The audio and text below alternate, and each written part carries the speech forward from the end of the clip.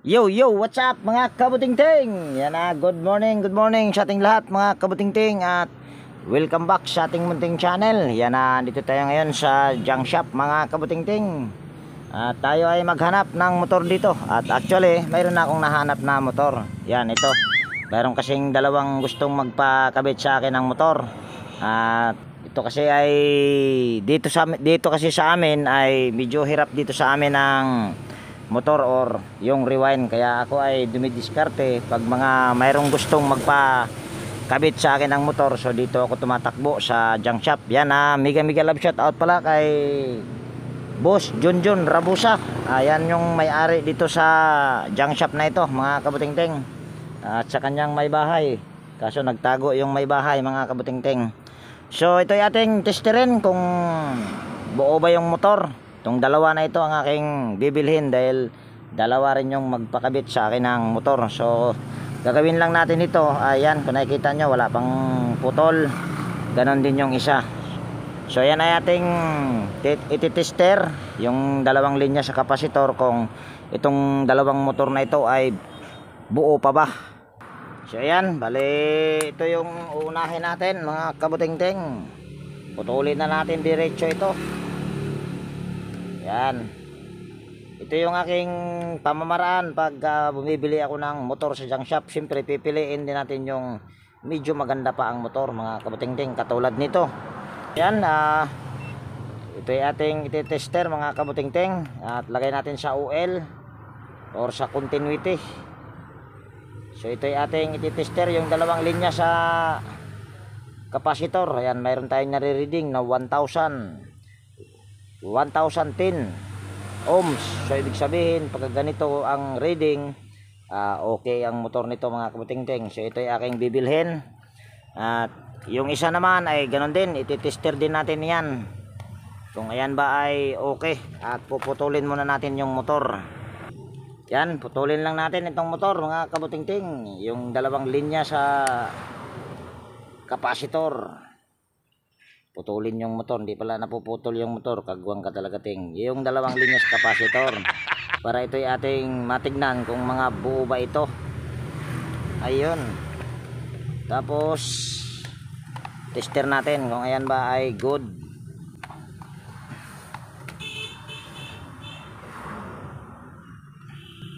Hirap yan, kitang kita. Nako, wala yatang reading mukhang sira ayun, mayroon tayong nare-reading na 892. So ibig sabihin itong dalawang motor na ito ay okay ito. So ito ay aking bibilhin at continue ko itong video na ito mga kabutingting doon sa aking pagsalpakan. So ayan mga kabutingting, andito na tayo sa ating pagsalpakan itong motor na nakuha ko sa junk shop. Itong motor na ito ay galing ito sa stand pan na Nikon. At dito natin ito ikakabit sa wall pan na ang brand ay Hanabishi kung nakikita nyo. So ito ay ating babaklasin mga kabutingting. At ang kukunin ko lang nito yung kanyang stator or yung pinakamotor niya at saka yung kanyang rotor para mailipat natin dito sa wall pan na Hanabishi. So siguro ay hindi ko na videohan yung pagbaklas nito mga kabutingting para nang sa ganun di rin humaba yung video natin. So ayan mga kabutingting, nabaklas ko na. At itong rotor ay hindi pa. Ito mga kabutingting, itong kanyang shafting pwede naman itong gamitin pero mahaba at mangangailangan pa ako dito ng spacer para nang sa ganun yung hélice ay malalak pagka ikakabit mo yung kanyang pan cap. So kailangan ko ring tanggalin yung kanyang rotor dito. At siguro yung pagtanggal ng rotor madali naman to tanggalin mga kabutingting. Ito ay pupukpukin mo lang dito, so matatanggal mo na yung rotor nyan. So yan, bali ito ay aking pukpukin lang muna yung rotor or tanggalin sa shafting yung rotor. So ayan, bali ito na yung rotor mga kabutingting. At pasensya na kung hindi ko na ipinakita. Basta ang pagtanggal nito ay pupukpukin mo lang itong shafting para matanggal yung kanyang rotor. Yan lang yung paraan para pagtanggal ng rotor mga kabutingting. So ito naman yung ating isusunod dito sa ating paglilipatan. Yan. So ito ay ating babaklasin lang mga kabutingting para ito ay ating masalpak ba itong pinakamotor nating nabili si junk shop or itong aking nabili. Ito lang aking pamamaraan pagka wala akong customer mga kabutingting, basta mayroong magpahanap ng motor or magpasalpak, so pumupunta ako kaagad sa junk shop. So yan ay ating, yan, ito ay puputulin na natin. Yan. At ito mga kabutingting ay sunog ito, ayan, no? Kung nakikita nyo sunog, pero makikita nyo yan mamaya pagka ayan ay aking ano. At ito ay nung ginawa ko ito, kung nakikita nyo, ayan, no? Basag. Ito ay aking ano, bali tawag nyan, yan ay aking hindi ko masabi yan ay aking hindi ko sinilsil, kaya ayan ay nabasag kasi yung tornilyo nito mahirap tanggalin. So yan, bali tanggalin ko muna itong mga tornilyo na ito. Ayan ay madali lang naman yung pagtanggal ng dalawang tornilyo na yan, kaya hindi ko na siguro ipapakita mga kabutingting. At ang gagamitin kong housing sa panlikod ay itong original niya dito sa motor na ito. Ayan, stay put lang muna kayo dyan. So yan, bali natanggal ko na yung tornilyo. So ito ay ating huhugutin lang. Tapos yung bushing nito, makinis pa yung shafting nya. Ewan ko lang dito sa kabila, makinis din at wala pang groove. So pinaka problema lang talaga nito ay yung motor. Yan, o, nasunog mga kabutingting. At minsan ko na itong ginawa, pero may katagalan na. At medyo makapal-kapal itong ating ikakabit na motor. Ito yung pang replace at napakaganda pa ng motor nito. Napakaganda ng rewind nito, pero hindi ko alam kung buo pa ba ang fuse nito dahil nung nandoon tayo sa junk shop ay ito lang yung aking tester, yung dalawang linya ng capacitor ito. So yan, ang susunod lang natin gagawin ay ito ay aking lalangisan lang dahil okay naman ang kanyang ano nito, walang groove dito, wala din. So ang motor lang talaga nito ang pinaka problema dahil nasunog. Tapos yan, tayo ay gagamit ng digital tester. Testerin natin itong linya dito para kung ayan ba ay buo. Yan, nakasit na yan sa oil or sa continuity yung ating tester.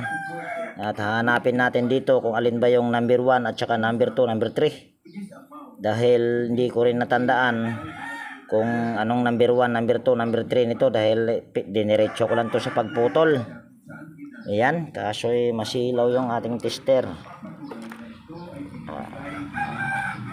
Ayan, kitang kita sa mata. Kaso dumudulas. Dadagan na natin.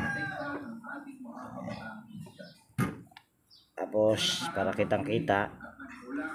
Ayan. So common ito mga kabutingting ay matic kulay puti. Ayan, o. So ayan, gagamit tayo ng tester. So ito na yung ating test probe. Ayan, ito yung tester lang natin. Kulay dilaw. Mayroon tayong nare-reading na 605 ohms. Kaso para yatang hindi masyadong kita. Ayan, o. Mataas. Itong kulay gray, ito 685. Tapos yung dilaw 685, yung kulay gray 695. Itong pula 650. So ito yung pinakamababa, yung pula. At ito naman ay 605. So ito yung number 2. Dahil ito ang pinakamataas 695, ay ito yung number 1. 695 tapos 605. Dito sa pula ay 650, 605. So ito pala yung number 3, yung yung dilaw, kasi ito yung pinakamababa at ito naman yung pinakamataas, yung kulay dilaw. Ito kasi ay naka-reading tayo ng 650 ohms. So ang color coding nito sa 1 to 3 ay kulay gray, at number 2 ay kulay pula, at number 3 yung kulay dilaw. So ayan, Kailangan ay tandaan yan mga kabutingting para yan ay hindi tayo malilito. So dahil ito pala ay may power, siguro ang pinaka problema nito ay itong kanyang gearbox lang. Sa bagay hindi ko naman ito tinister yung kanyang capacitor, so try din natin pala itong ititester, baka ito ay sira din. Singilan ko naman pag mga ganito mga kabutingting, pag ako ay nagpalit ng motor ay 600 450 lang, at bili ko naman ito sa motor kay doon sa suki ko kay John Rabusa doon sa junk shop ay 100. So ayan na, ito ay select lang natin yan sa capacitance para ma-reading natin itong kanyang capacitor, at tingnan natin. Yan, mayroon tayong nare-reading na 633 nanofarad.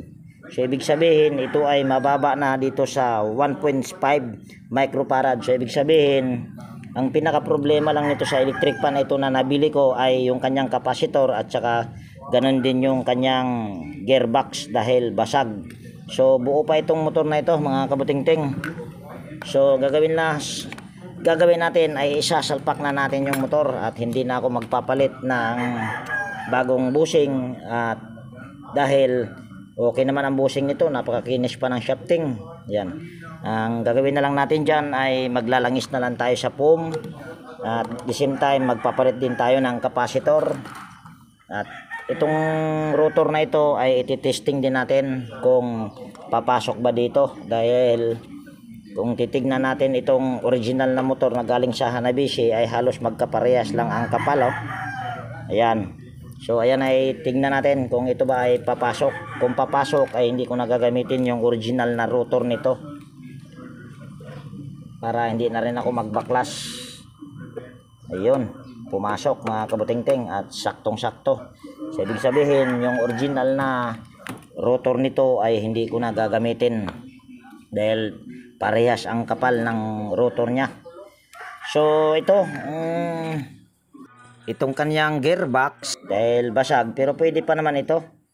Siguro ay ililipat ko lang itong kanyang gearbox dito sa dito sa original na dito housing, dahil basag na kasi ito. Pero sabi ko nga pwede pa naman ito, wala namang problema kahit basag yan. Kahit nga basag yung magtapat na yan ay walang problema, basta itong isang ito at saka ito magtapat yan na hindi basag ay pwede yan gamitin.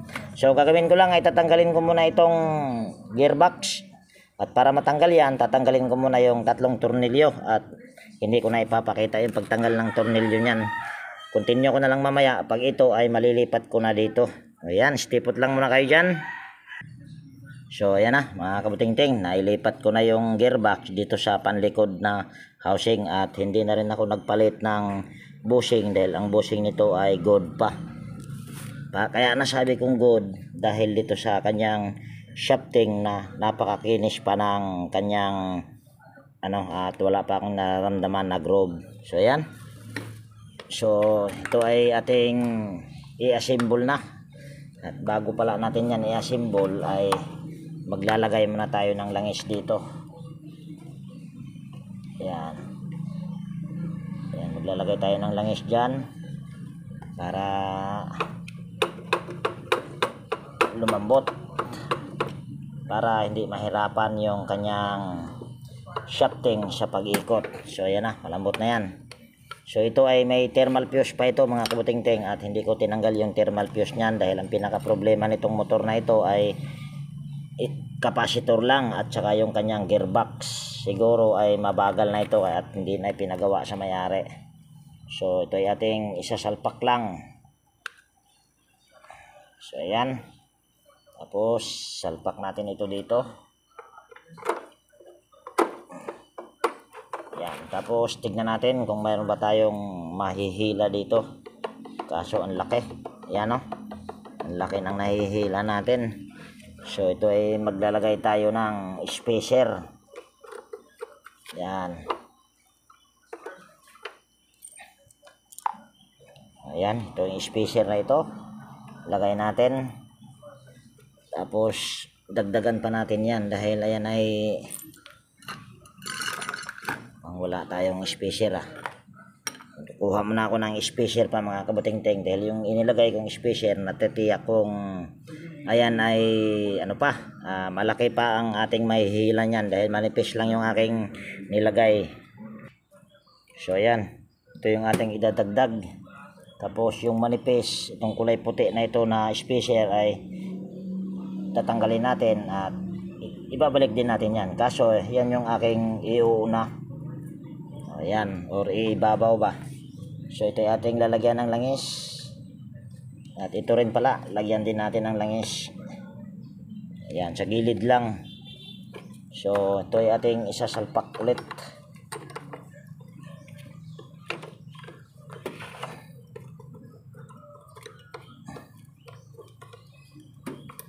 Oops, mukhang mali Dahil lang.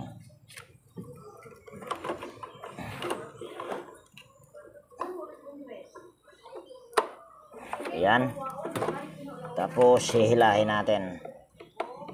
Ayan, pwede na ito mga kabuting-ting.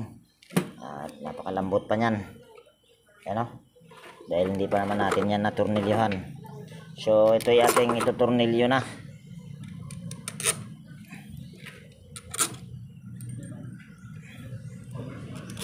Ayan. Tapos yung pagtornilyo niyan ay hindi ko na siguro ipapakita yung pagtornilyo niyan mga kabuting-ting. Yung paghigpit nitong 4 na tornilyo. So ayan, stipot lang muna kayo dyan. So ayan mga kabuting-ting, nahigpitan na natin yung 4 na tornilyo. At sunod naman tayo ay magwa-wirings.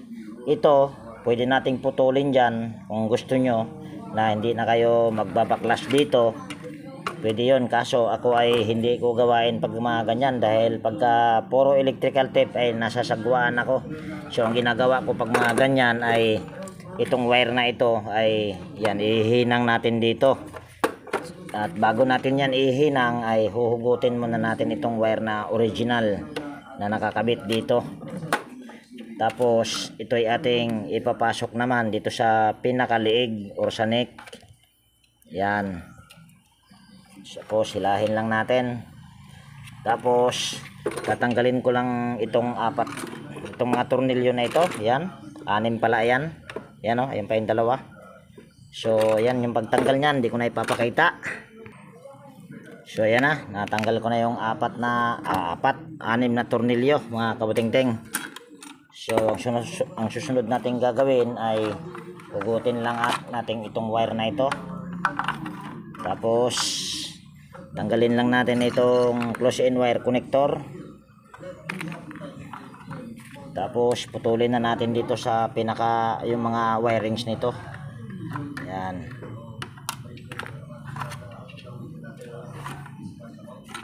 Tapos itong wire na ito ay papasok naman natin yan dito bago natin ito ihinang. Yan.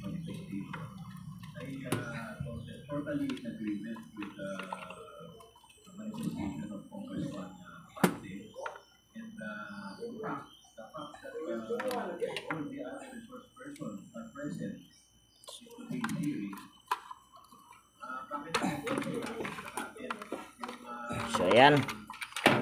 Tapos itong common na ito ay dahil ito yung common kulay puti, kaparehas lang din yung common nito sa Hanabishi. Ano din, kulay puti din. Tapos lagyan natin ng close-in wire connector. Nakakabit yan dito sa yung common na ito ay nakakabit yan dito sa kulay brown. Yan ay isang linya sa power cord. So kung natandaan nyo kanina mga kabuting-ting, yung pinakamataas na reading ay ito yung kulay gray. At sumunod naman itong pula. At ito naman yung pinakamababa, yung kulay dilaw. So ito yung number 1, ito yung number 2, at ito yung number 3.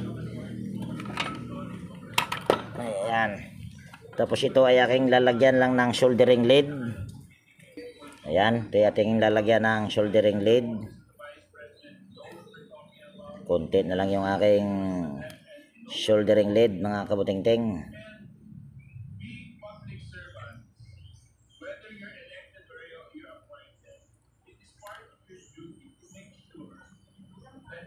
Ayan.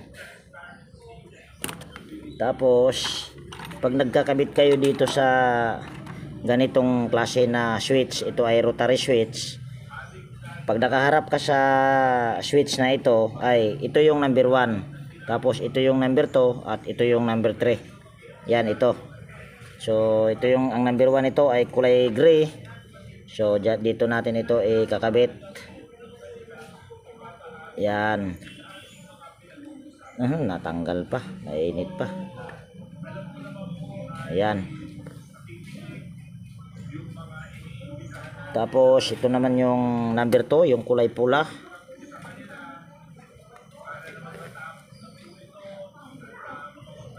Tapos ito naman yung number 3, kulay dilaw. Ayan. So ayan na mga kabuting-ting. So ito ay aking mamaya na natin tatakpan. Pakita ko lang sa inyo na ito ay gumagana na at ito ay napakalambot, ayan, no? At ito ay siguro basag din yung ano nito, yung pinaka or maluwag yung kanyang guard lock. Ayan, no? May basag din mga kabuting-ting. So papakita ko lang sa inyo na ito ay gumagana pero hindi ko pa pala ito na lagyan ng kapasitor. So mayroon na ako ditong nakahandang kapasitor. Ito ay 1.5 microfarad din. Dahil ang original nito ay 1.5 microfarad din. So ayan ay parehas lang. Pero magkaiba ang laki. Pero ayan ay walang problema. So lalagyan natin ng soldering lead yung dalawang terminal at ganon din itong dalawang wire na ito. At para maihinang dyan, ayan naman ay kahit magkabaliktaran ay walang problema. So ipupush ko lang ito. So ayan, kung nakita nyo ay nilagyan ko na ng soldering lead yung dalawang wire at ganon din yung dalawang terminal sa kapasitor. Ito ay maiksi, so dito ko na siguro ito ituturnilyo. Kung mahaba lang ito, dito ko siya ituturnilyo. At may problema din pala yung kanyang takip sa gearbox dahil ayan, nabengkong na, kagwang. So bago ko ito ihinang dito sa dalawang terminal ay lalagyan ko muna ito ng tube. At itong tube na nakukuha ko ay dito ko lang yan sa wire kanina na wire nito. So yan lang yung aking pamamaraan kaysa bumili ka ng shrinkable tube. So tatanggalin mo lang yung laman nito ay magkakaroon ka na ng tube na ganito. At ang purpose naman nito para yung kanyang terminal ng kapasitor ay hindi, kung sakaling didikit dito sa pinaka housing ay hindi siya magkaroon ng ground. Yan yung purpose kung bakit nilalagyan ko ng ganito. Pero kung dito ko to ilalagay sa ibabaw ng gearbox, hindi ko na ito lalagyan ng ganito. Yan, so ito yung ating ihinang lang mga kabuting-ting.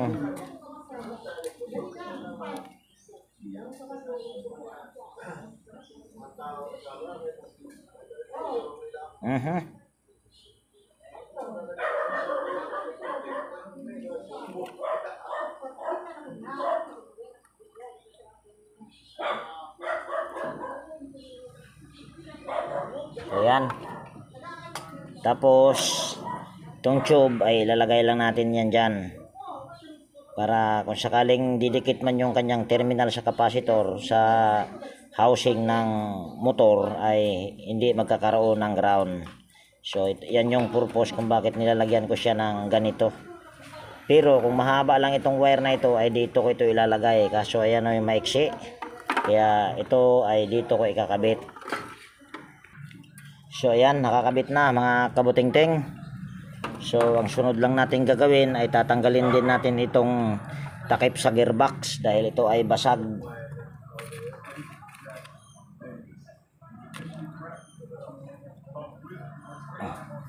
Matigas. Pukpukin lang natin. Nako, ang kagwang. Matigas, basagin na lang natin ito. At ayan, para mabilis dito na lang tayo kukuha. Ayan, dito sa gearbox nitong motor na ito na ginagamit, ito na lang ang ating gagamitin para mabilis lang dahil okay naman itong gearbox na ito. Basag lang yung kanyang housing, pero kung makikita nyo yung gearbox gearbox, yung kanyang gear ay napakaganda pa, di ba? At wala pa itong pudpud. So salpak na lang natin yan kaagad, tapos tornilyo natin.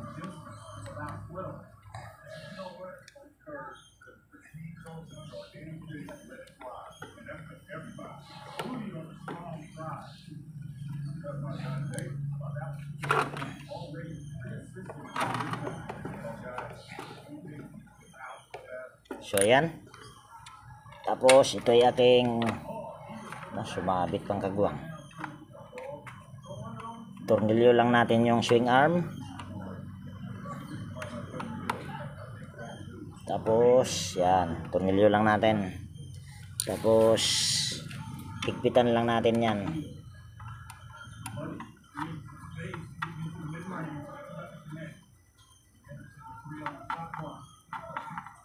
So wala na tayong babaguhin dito sa kanyang swing arm dahil ang stator nito at saka yung stator na to dito sa original na Hanabishi ay halos magkaparehas lang.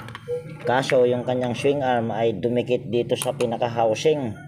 Yan, dahil ito ay medyo ano siya, malaki ng konti. So gagawin lang natin dyan para hindi dumikit, para hindi maglagatak ito ay gaganituhin na lang natin.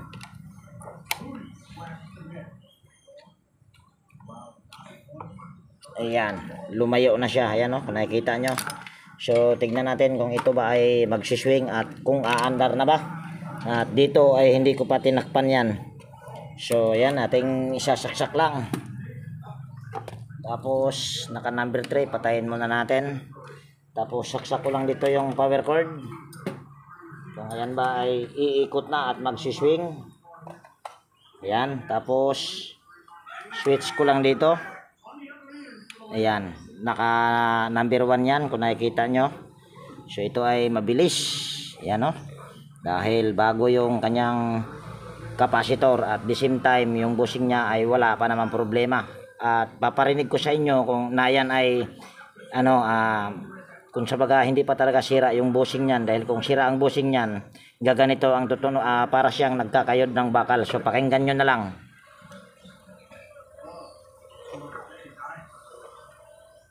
So kayo na ang umusga mga kabutingting kung ayan ba ay may nagkayod na bakal. So ayan, dahil okay na yan. So ang susunod ko lang na gagawin dyan ay assemble lang yon at tatakpan ko na rin yung dito dahil nakita nyo naman na gumagana. So ito ay ating ipopost ko lang yung video at hindi ko na ipapakita yung pagkabit-kabit nyan at ganon din yung pagtornilyo dyan. So ayan mga kabutingting, hindi ko pa siya na ilagay dahil ako ay nagbutas pa nitong screen. Yan, kung nakikita nyo ay tinornilyo ko na yung screen sa ito, sa tornilyo na ito. Yan, binutas ko lang yung dalawang screen na yan. At kasi ito kasi ay wala na, basag yan oh. Kung ito ay aking ipapalit dyan or ibabalik, baka tatawagin ako kung ano nang nangyari nito. Kaya ang ginawa ko ay nagbutas na lang ako sa screen at kung sabaga isinasama ko na sa pagtornilyo yung screen. Ayan oh, mas matibay yan kaysa guard lock. So ayan, ay lalagay lang natin itong pinaka niya. Yan, lagay natin itong LC. Pero itong pancap niya, okay naman tong pancap niya at makakalock pa naman. Yan. Mayroon akong tip pagka ganito. Ito ay para hindi kagad-agad na ma-loose thread yung kanyang thread dahil plastic ito at bakal yung wag nyo na lang masyadong higpitan dahil ang ikot naman itong LC ay paganyan, tapos ang paghigpit naman itong pancap ay paganyan. So counterclockwise ang mangyayari. So kahit hindi mo siya masyadong higpitan, ayan ay kusang hihigpit. Kaya wag nyo na lang masyadong higpitan at nang sa ganon din ay hindi rin masyadong humigpit yan or ma-loose thread yung kanyang thread. So ang dami kong ingay. So ito ay ating ikakabit na. Yan.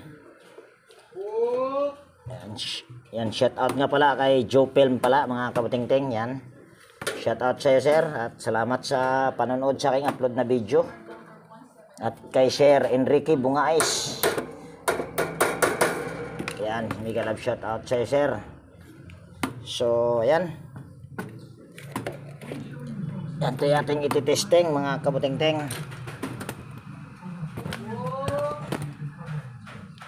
Yan, ewan ko lang kung kita sa kamera. Ayan, so saksak ko lang dito yung power cord. Ayan, umandar na dahil ayan ay naka number 1 kanina. Ayan o. At nagsiswing na rin. So, ilagay natin sa number 2. Ayan. Yan yung number 2 at ito naman yung number 3. So, ito ay okay na mga kabuting-ting. Yan, okay na ito mga kabuting-ting. At dahil okay na ito, at ito muna yung part 1 natin dahil mayroon pa nga akong pagkakabitan sa isang motor. Pero dito ko natapusin yung video natin dito sa pag-convert dito sa isang motor na ito mga kabuting-ting. At kung nagustuhan mo itong video na ito mga kabuting-ting at kung mayroon ka ditong natutunan, baka pwedeng pa-like at pa-share.